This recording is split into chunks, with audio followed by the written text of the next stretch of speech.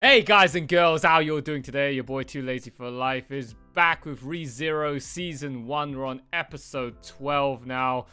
I can't believe that last episode broke me, man. We're only 11 episodes into this series and I'm already getting all choked up and emotional inside. I think that's a new record.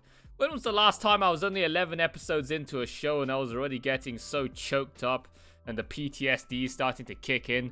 I don't think even Fate Zero even did that to me.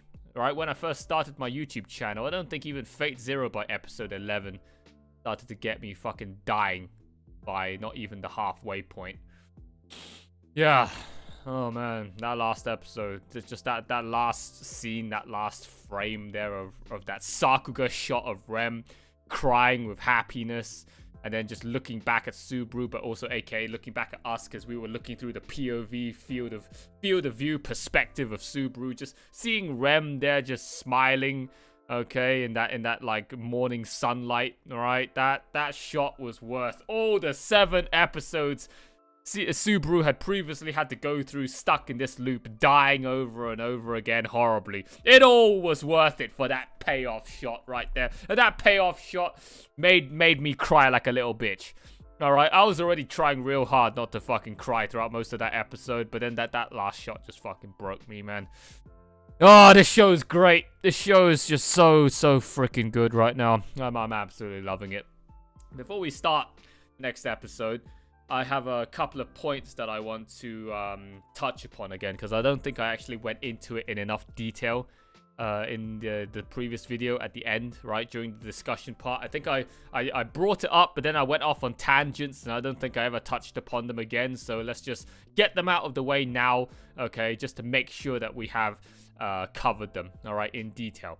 Okay, so the first one was what I wanted to talk about with, just Rem's, like, her thoughts of worthlessness, her, self-deprecation, and her belittling herself constantly.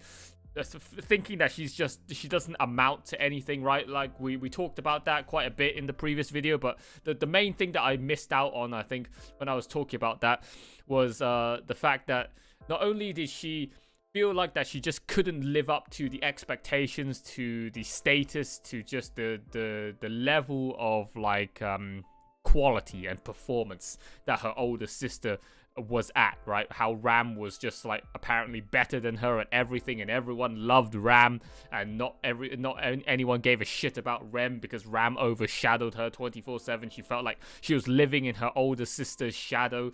Right, so not only did she feel, that sense of worthlessness, but I think she also must have felt like this overwhelming, overbearing sense of guilt.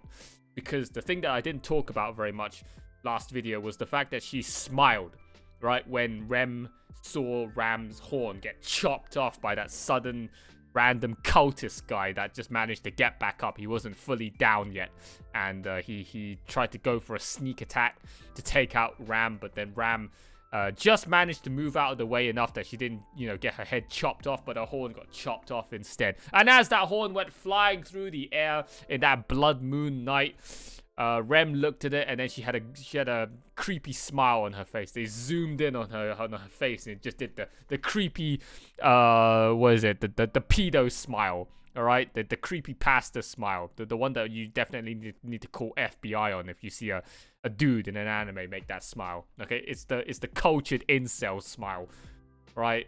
So Rem felt relieved. All right, she's like, oh, thank God, it finally broke off.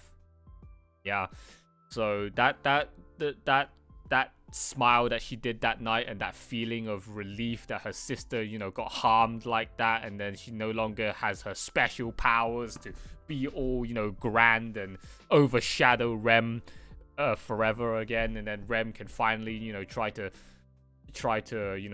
be the big one, try to get the spotlight. I think that feeling has been eating away at Rem, okay, for her entire life up until this point, because it's not nice, right? That nasty feeling, all right, towards your own loved one, towards your own sister, no less, all right, because you were just, I guess she had some kind of bitter inner spite, all right, just bitter envy on just how her sister is just better than her. And then not only did she have to live with that feeling of having felt such negativity towards Ram in that moment, but then after that, she had to pick up all of Ram's slack because Ram lost her horn, and she couldn't do as well as she used to do. And even though Rem tried to fill in for her sister's shoes, she still couldn't amount to just the standard that Ram used to be at. So then she got a double whammy of negative. She's disappointed that she can't amount to Ram. She feels worthless at the time when Ram still had her horn because she couldn't amount to Ram. And then she feels guilt because she put Ram in that position, right? Her being out there in that open, in the middle of that chaos was what got Ram to have to focus on her and protect her. And then in that moment of like, she let her guard down. That's how that cultist struck her, and then she lost her horn. So Ram, her current situation was kind of Rem's fault in a sense, and that's why Rem felt kind of responsible for it and kind of guilty for it.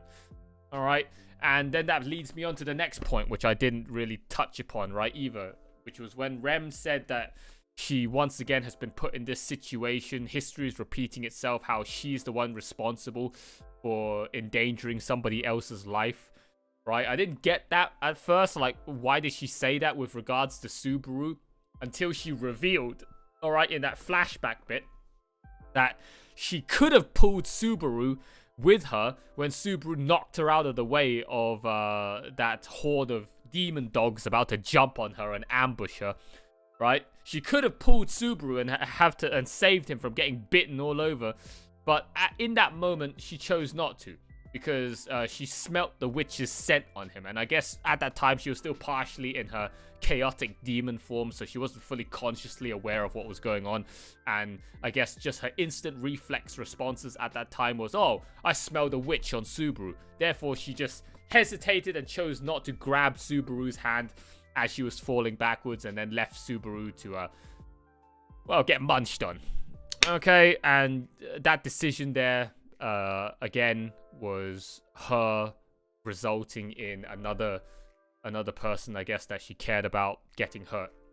So, yeah, Rem definitely doesn't have a lot going for her at that time. So she felt like she had to, as she said in the previous episode, she wanted to find some way to atone for her sins, right, to stop getting other people endangered because of her, and how she's always constantly feeling so useless and never, you know, being of any value to anybody, of any helpfulness to anybody. But in the end, Subaru snapped her out of it, and yeah, I think Rem's now got the hots for Subaru.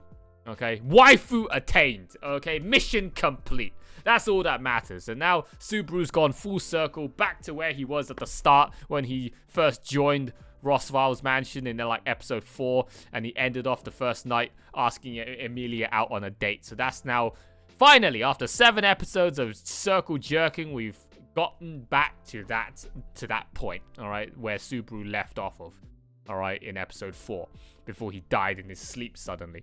Okay, so let's see how things are gonna turn out now. All right, so in 3, 2, 1, let's go.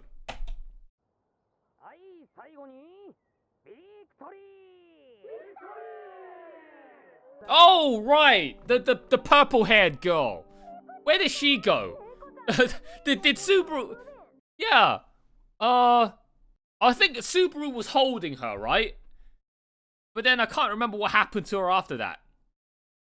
Did he actually bring her back to the village? She just suddenly is just gone.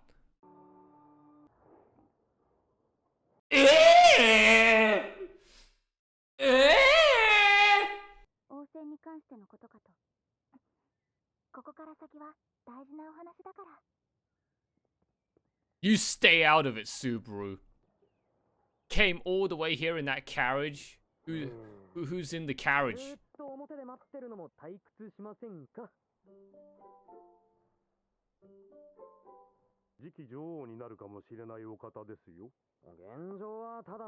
Yeah, so you better start early now while you have a chance, huh? No, you don't want to start when she's already the queen. You'll have no chance then.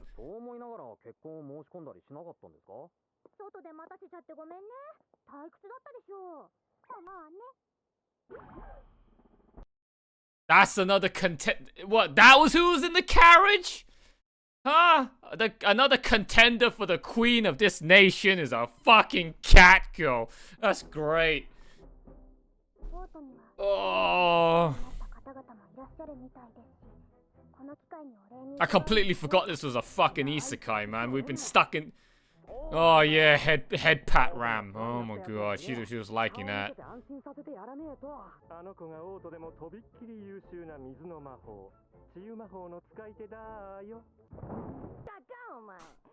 Man, this fucking little midget just loves to run his mouth every single alternate timeline.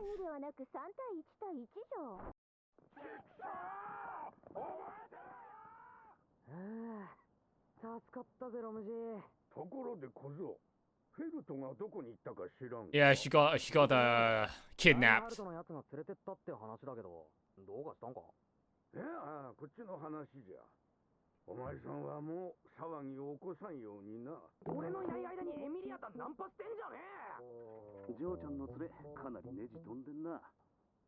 What a spoilt brat. Huh? People just been feeding you de-skinned apples your entire life. Holy shit. How privileged. I guess she's another contender for the throne, right? No shit, Sherlock. Huh? Why don't you cut that apple up with your diamond spoon? I meant diamond knife and fork.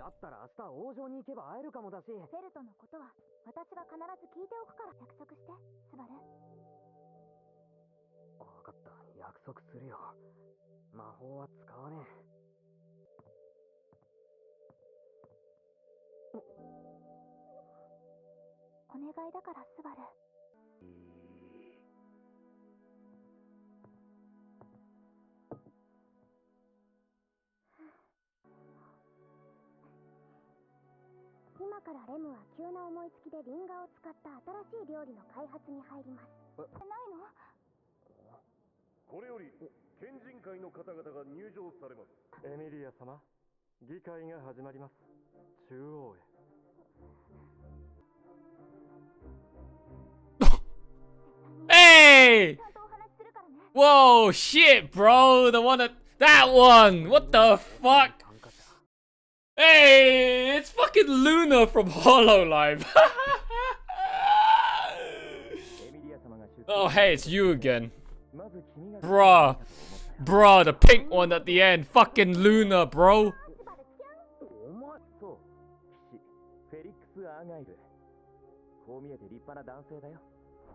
Oh! Ah! Ah! It's a Stofo 2.0!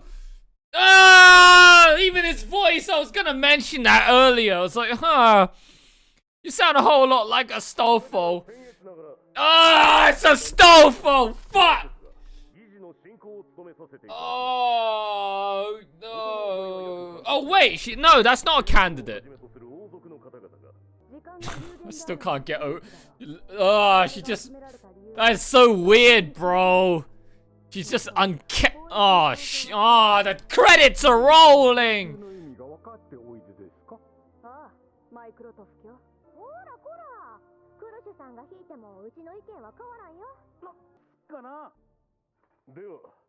Wow.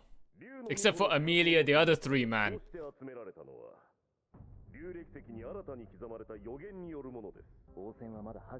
Well, how the fuck did you turn Felt into a candidate?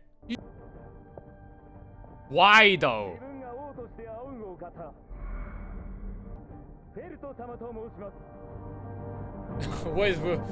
What is with that fucking face?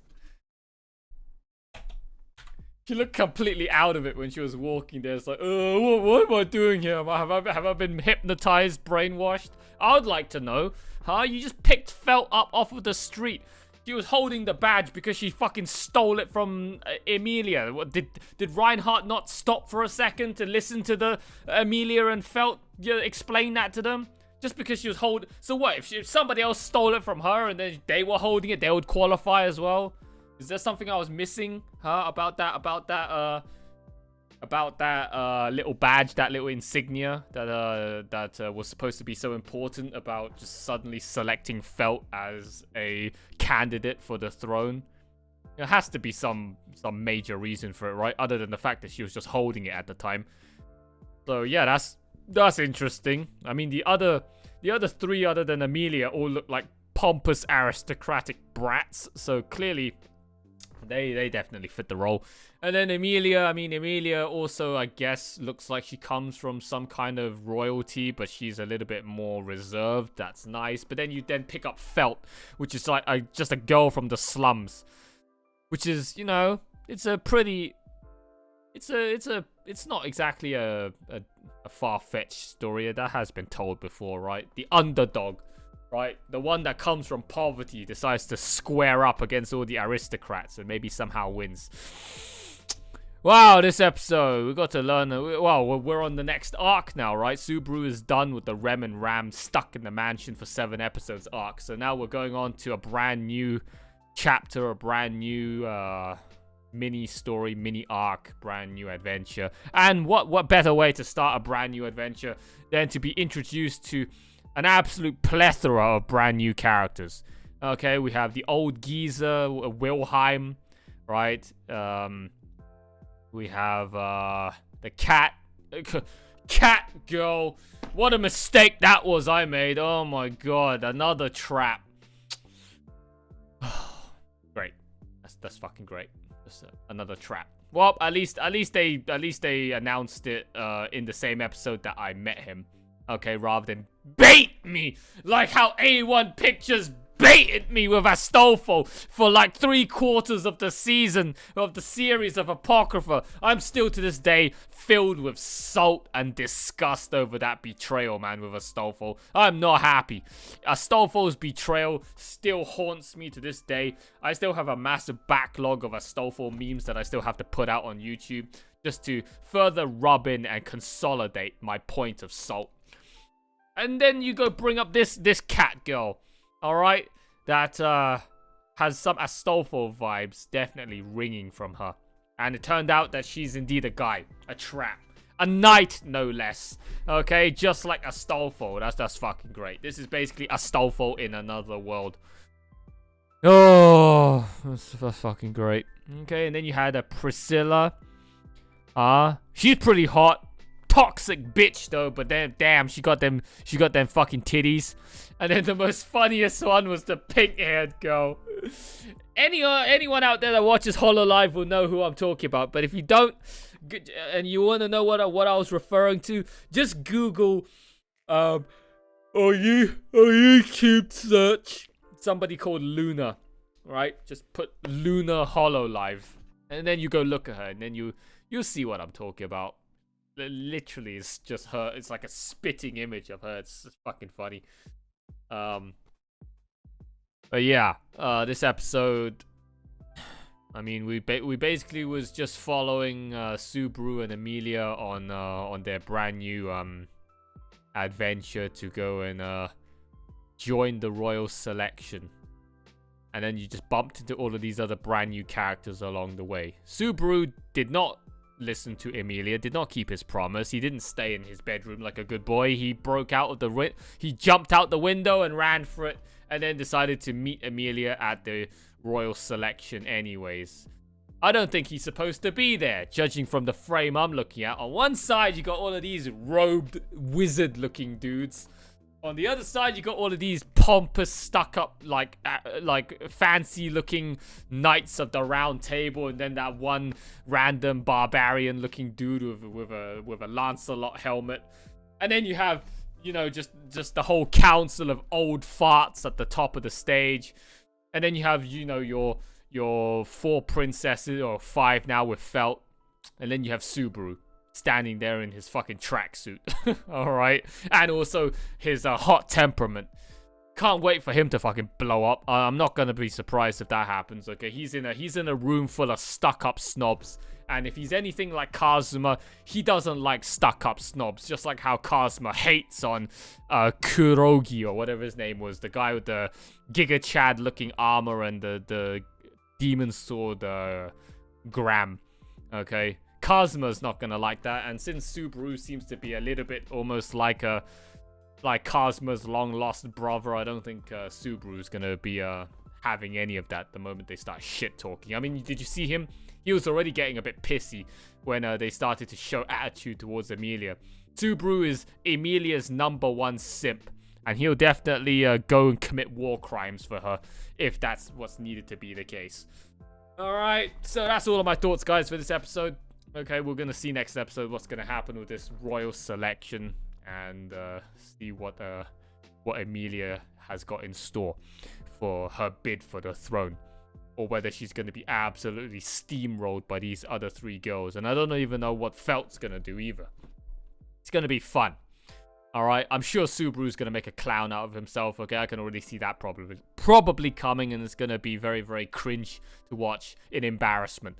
Alright, so that's it, guys. That's all of my thoughts for episode 12 of ReZero Season 1. Hope you guys have enjoyed it. Alright, if I've missed out any minor details or whatever, if you guys got any other info you want to explain to me, just leave it in the comments, okay, wherever you're watching this video. Alright, and I'll get back to you as soon as possible. So, thank you so much for watching. Like, comment, subscribe. Okay, if you haven't done so already, join the Discord and join the Patreon. I very much appreciate it if you guys go do that. Alright, big massive shout out to all of my existing patrons once again.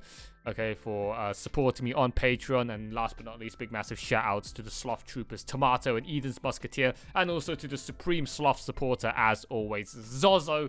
Thank you so much, Zozo, for your next extra levels of top-tier financial backing towards my cause. Alright, you guys are all absolute freaking chads. Alright, I cannot thank you guys enough for your generosity and continued support after a year or so. Alright, so that is it for this video. I hope you guys have enjoyed it. I'll see you guys all next week. Alright, that's the last episode for this week, right? Episode 12. So the next batch of episodes will be next week, right? 13, 14, and 15. Okay, so next week, I'll see you guys again for continuing on with ReZero. But until then, that is it from me. Bye for now!